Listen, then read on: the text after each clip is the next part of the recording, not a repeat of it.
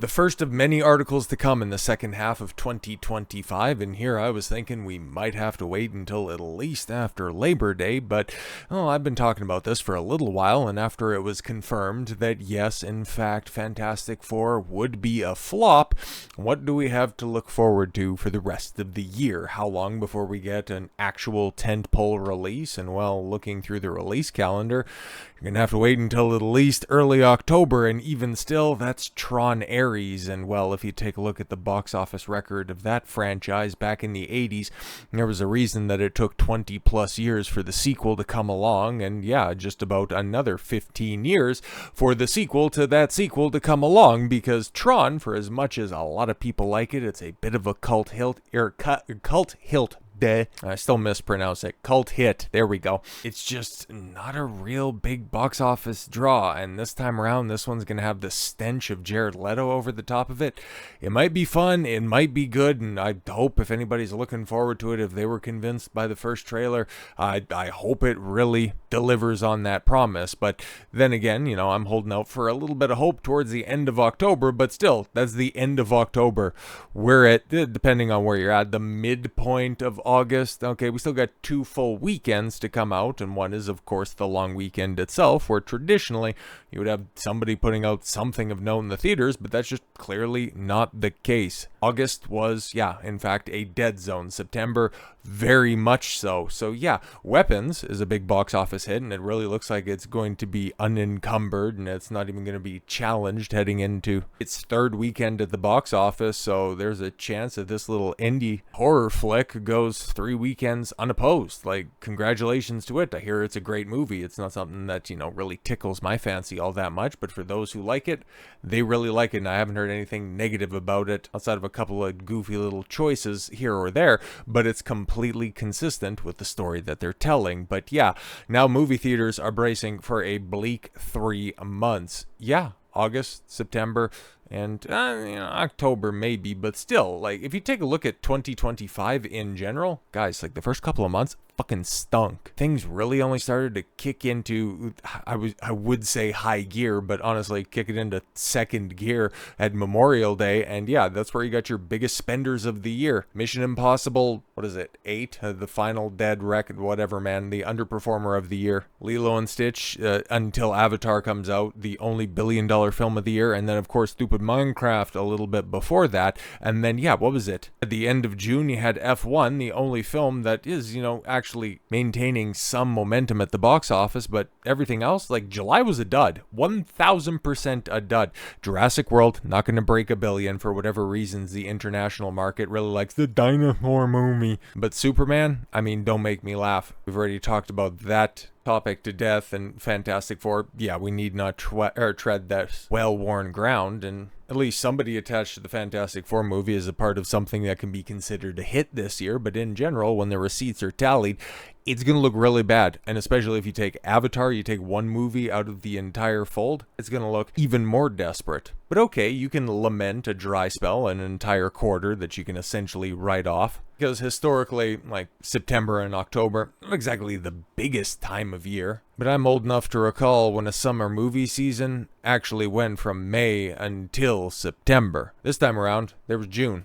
Okay, cool. So if Hollywood doesn't want to repeat this failure, if they don't want to replicate this disaster year on year to diminishing returns, you need to take a look at what is working, and it's obvious Weapons is, because it's a pretty conventional movie that actually makes sense on a moderate budget. There's a lot of stuff that you can go ahead and take a look at that, and then you can refine it to different stories and take those business practices and production methods and, extrapolate that out to other things as well, and that would work fantastically. And that is a strategy for long-term success. Or you can simply go dollars and cents and go, oh yeah, Superman's gonna make $600 million. That means that we need big budget CGI slave camps working on our movie, and we need unknown actors to play in these recognizable roles. Or then, of course, you can snatch up everybody who has ever had a credit in a previous installment in your franchise that you're trying to keep afloat, and then just throw them into some big old clusterfuck movie in the coming years to hopefully drain the last bit of nostalgia juice out of whatever you have left. But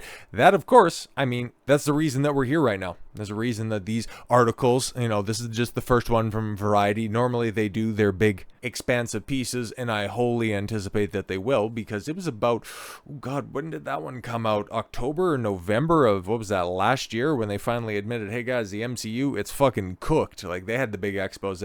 Normally Vanity Fair also runs one. So yeah, I would anticipate, like I've said before, I knew that these articles were coming because it is irrefutable that Hollywood is failing and theaters are in trouble like they were at the beginning of the year, and there is really no relief in sight. So every August, Alamo Drafthouse prepares for a late summer slowdown. Yeah, late summer, probably towards the end of August. Yeah, we joke a weekday business gets off because parents have to think about buying their kids a new backpack. Okay, yeah. Studios have the same thought because the calendar from August to through early October is always sparse, at least compared to the glut of new offerings in June and July. What were the big releases in June, by the way? Just wondering for context sake. On paper, business over the next few weeks looks bleak, but before anyone writes it off, it's worth remembering this year has been defined by upended box office norms. If you predicted a DC Superman would outgross Marvel's Fantastic Four First Steps, really? I thought it was the spicy take to say that Fantastic Four would be able to outstrip Superman because it had the Marvel machine behind it, but at least you would theoretically be getting a fresh take on DC, and you're starting with, as much as the Fantastic Four is Marvel's first family, it's Superman after all. Like, he is the quintessential superhero. He is on the Mount Rushmore for a reason, and yeah, it made sense that it would end up out earning Fantastic Four. It's just, you would have thought that those numbers, even if the spread was a little closer, you would have thought that they would have been a little bit higher, okay? You would have thought the Fantastic Four number at 468 million would have been flip reversed at 864 million, and that Superman, yeah, you'd have to potentially move around that first 5 and 9 there by having $955 million. That's what I would imagine everybody was hoping for, but with all the shifting goalposts that have happened that we have cataloged in real time, that just clearly wasn't going to happen.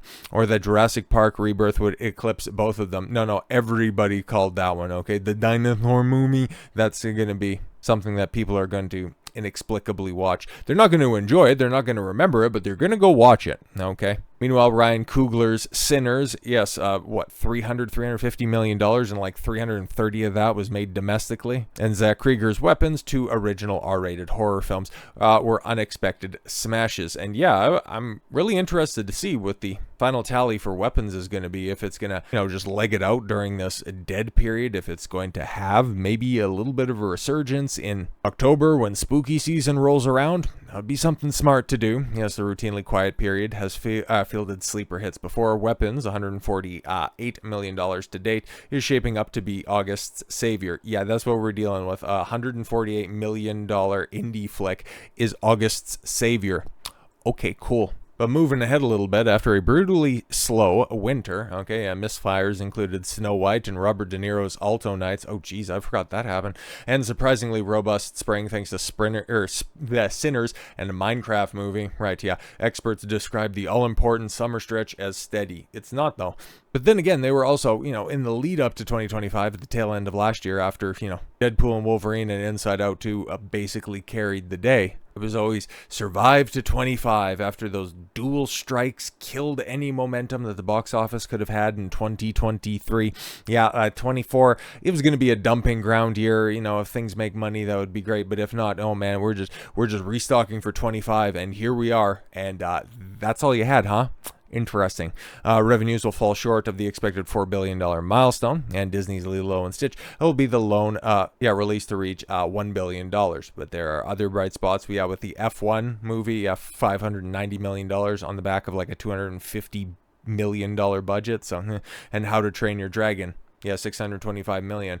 Kind of fallen perhaps a little bit short of expectations. It had a big opening weekend, and then people realized that, oh shit, it's either a shot-for-shot remake of the animated film, or, oh yeah, they just added extra scenes, the performances are worse, and it's a clear step down from the original. It's funny, right? Nobody was saying that the live action was better than the animated flick, and in fact, it just inspired more people to go back to the original. Funny thing about that.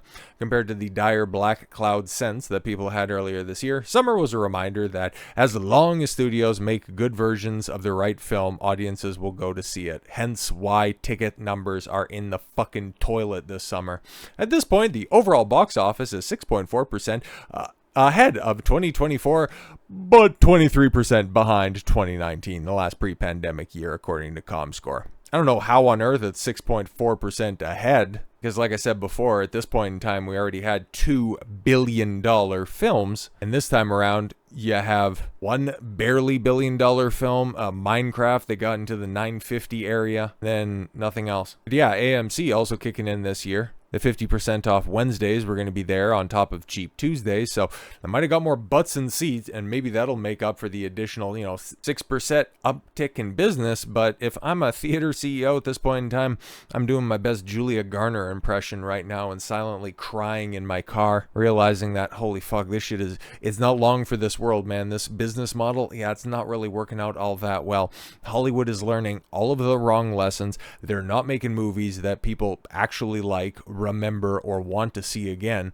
So can they just go ahead and fucking snap out of this? Because apparently, right, according to the 8 people that watched the Naked Gun movie, comedy could be coming back. Maybe we're coming out of the doldrums of the past 15 to 20 years or so, where it's just requel, sequel, remake, reboot, derivative franchise slop time and time again. Maybe the bloom has finally come off that rose, and maybe we can try something different, try something that people have wanted for a while, and that Hollywood seems like, of all of the different goofy shit that they're willing to try, okay, your standard girl boss trope, take a male action franchise and stick a chick in it and make it lame. Sometimes you'll make it gay, but the immediate examples that come to mind, Furiosa flopping last year, Ballerina flopping hard this year. Why not just do the obvious thing that worked for one character that made a lot of money last year, and it was so successful with its formula, it ended up working twice. You know what I'm talking about right here? It was Hugh Jackman and Wolverine, okay? He got his perfect send-off, okay, with the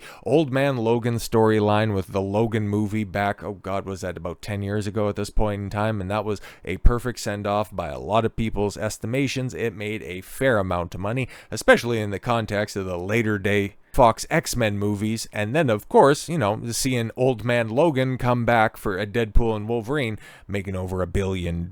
So what's the example? And then of course, from Deadpool and Wolverine as well, what was the big takeaway from that? Was anybody really clamoring for another Deadpool and Wolverine film? Was that at the top of their list, or was an Old Man Blade film at the top of their list? Where am I going with this one? The same thing that people were coming out of Furiosa, Mad Max story. Wow, that wasn't very good, but you know what would be good? You know what I would like to see? Mel Gibson come back and give us an Old Man Mad Max story. And of course, we have another quintessentially male franchise that has been through the ringer in recent years, and well, who wouldn't be on board with this, especially as a bridge to mend fences between the studio and the audience as well, okay? Having a proper, yes, Old Man James Bond. It's not something that hasn't been tried before. I mean, when Sean Connery came back after the failed George Lazenby experiment, he wasn't quite as distinguished as Pierce Brosnan is at this point in time, but it's something that, the franchise has flirted with in the past, and especially with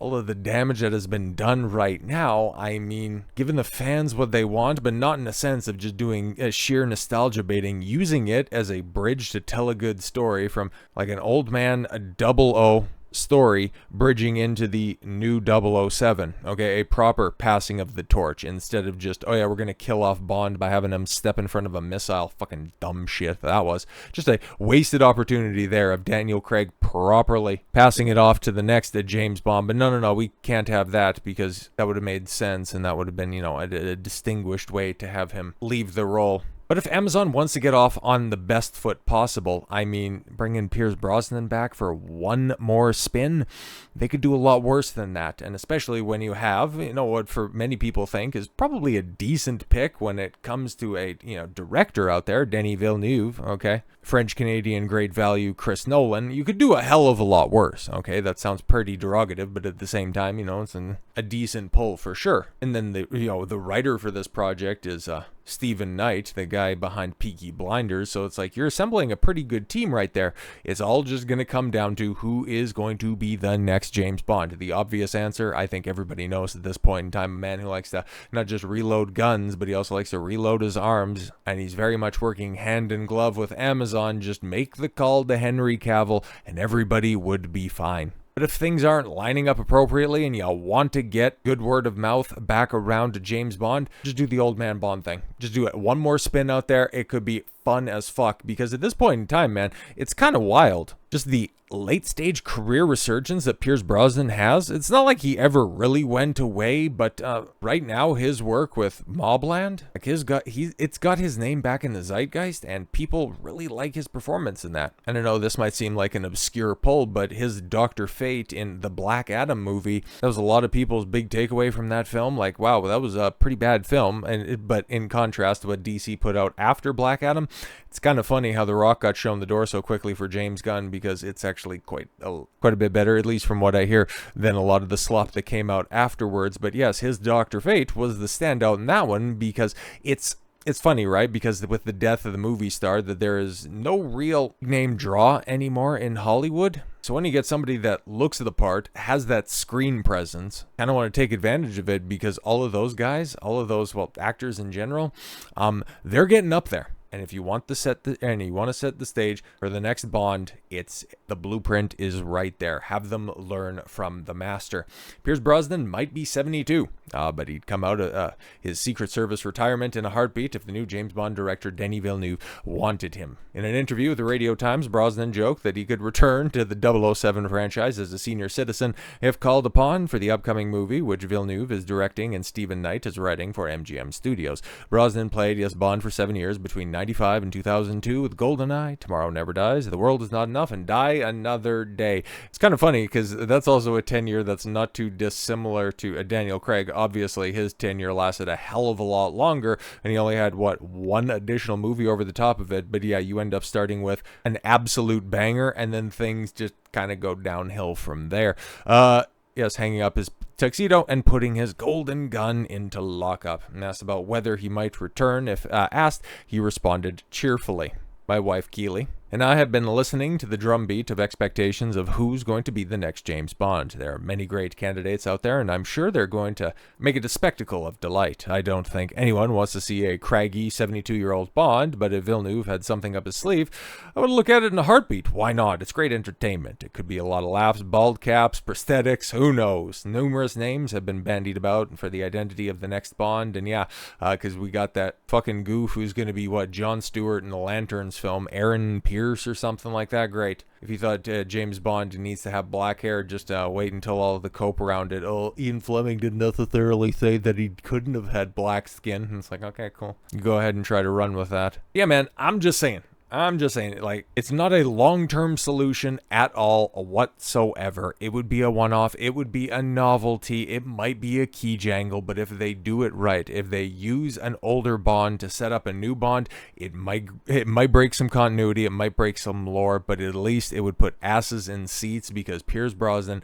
007, one more time, that's a surefire hit. And there's a lot of those roles. There's a lot of those characters that I named before that would actually get people excited to go back to the cinema. And if you use them to properly set up the future of your franchise, we would stop having these articles come out that say, hey guys, the theaters are in trouble, because you would actually be building a fucking legacy. So with all that said, thank you all very much for the gift of your time. I've been Don Consuelo. I want you to follow your gut and get after it. Take care, everyone.